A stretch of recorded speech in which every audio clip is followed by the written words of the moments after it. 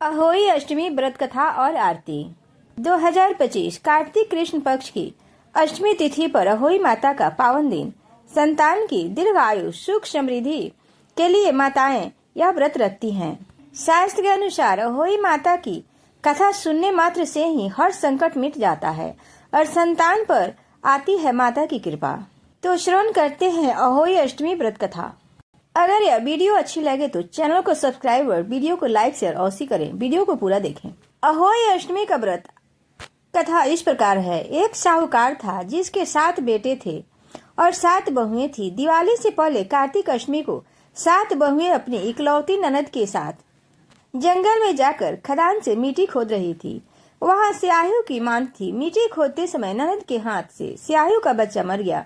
इससे स्याहू माता बहुत नाराज हो गई और बोली, मैं तेरी कोख बांध दूंगी। तब ननद अपनी भाभियों से बोली, तुम में से कोई अपनी कोख बंधवा लो। सभी भाभियों ने अपनी कोख बंधवाने से इनकार कर दिया, परंतु छोटी भाभी सोचने लगे कि अगर मैंने अपनी कोख नहीं बंधवाई तो सासू जी नाराज होंगी। यह सोचकर ननद के बदले में छोटी भाभी ने अपनी कोख बंधवा ली। इसके बाद उसको जो बच्चा होता था वह 7 दिन का होकर मर जाता था। एक दिन पंडित को बुलाकर पूछा, मेरी संतान 7वें दिन क्यों मर जाती है? तब पंडित जी ने कहा कि तुम सुरही गाय की सेवा करो। सुरही गाय स्याहू माता की भाईली है, वह तेरी कोख खुलवा देगी, तब तेरा बच्चा जी जाएगा।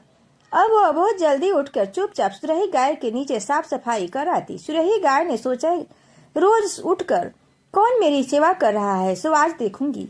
गौ माता खूब सवेरे उठी, देखती है कि साहूकार के बेटे की बहू उसके नीचे साफ सफाई कर रही है। गौ माता उससे बोली, क्या मांगती है? साहूकार की बहू बोली, स्याहू माता तुम्हारी भाईली है और उसने मेरी कोख बांध रखी है, सो मेरी कोख खुलवा दो। गौ माता ने कहा, अच्छा ठीक है। अब तो गौ माता समुद्र पार साहूकार की बहू को अपनी भाईली के पास लेकर चली। रास्ते में कड़ी धूप थी, सो वह दोनों एक पेड़ के नीचे बैठ गई। थोड़ी देर में एक सांप आया। उसी पेड़ पर गरुड़ पंखनी का एक बच्चा था। सांप उसको डसने लगा। तब साहूकार की बहू ने सांप को मारकर ढाल के नीचे दबा दिया और बच्चे को बचा लिया। थोड़ी देर में गरुड़ पंखनी आई तो यह खून देखकर साहूकार की बहू की चोंच मारने लगी। तब साहूकार की बहू बोली, मैंने तेरे बच्चे को नहीं मारा, बल्कि सांप तेरे बच्चे के करीब आया था, मैंने तो उससे तेरे बच्चे की रक्षा की है। सुनकर गरुड़ पंखनी बोली, मांग तू क्या मांगती है? वह बोली, 7 समुद्र पार स्याहू माता रहती हैं, हमें तो उसके पास पहुंचा दे। तब गरुड़ पंखनी ने दोनों को अपनी पीठ पर बैठाकर स्याहू माता के पास पहुंचा दिया। स्याहू माता उनको देखकर बोली, आ बहन, बहुत दिनों में आई है। फिर कहने लगी, बहन मेरे सिर में जुएं पड़ गई है। तू सुरही के कहने पर साहूकार की बहू ने उसकी सारी जुएं निकाल दी। इस पर स्याहू माता प्रसन्न होकर बोली, तूने मेरे सिर में बहुत सलाई घेरी है, इसलिए तेरे 7 बेटे और 7 बहुएं होंगी। वह बोली, मेरे तो एक भी बेटा नहीं, 7 बेटे कहाँ से होंगे? स्याहू माता बोली, वचन दिया है। तब साहूकार की बहू बोली, मेरी कोख तो तुम्हारे पास बंदी पड़ी है। यह सुनकर स्याहू माता बोली, तूने मुझे ठग लिया। जा, तेरे घर तुझे 7 बहुएं मिलेगी, तू जाकर उजमन करियो, 7 अहोई बनाकर 7 कढ़ाई करियो। वह लौटकर घर आई तो वहाँ देखा कि 7 बेटे 7 बहू बैठे हैं। वह खुश हो गई। अहोई अष्टमी की पूजा के बाद इस कथा को पढ़ते अथवा सुनते हैं। अहोई माता से संतान एवं उनकी रक्षा के लिए प्रार्थना करते हैं। माता पार्वती स्वरूपा अहोई माता की आरती। जय अहोई माता, जय अहोई माता, तुमको निस दिन ध्यावत हरि विष्णु विधाता। ओम जय अहोई माता, ब्रह्मानि रुद्रानि कमला तू ही है जग माता। सूर्य चंद्रमा ध्यावत नारद ऋषि गाता। ओम जय अहोई माता, माता रूप निरंजन सुख संपत्ति दाता। जो कोई तुमको ध्यावत नित्य मंगल पाता। ओम जय होई माता, तू ही पताल बसंती, तू ही है शुभदाता। कर्म प्रभाव प्रकाशक, जगनिधि से त्राता। ओम जय होई माता, जिस घर थारो वासा, वाई में गुण आता।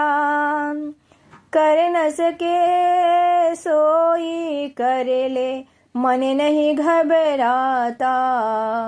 ओम जय होई माता, तुम बिन शोक न होवे, न कोई पुत्र पाता।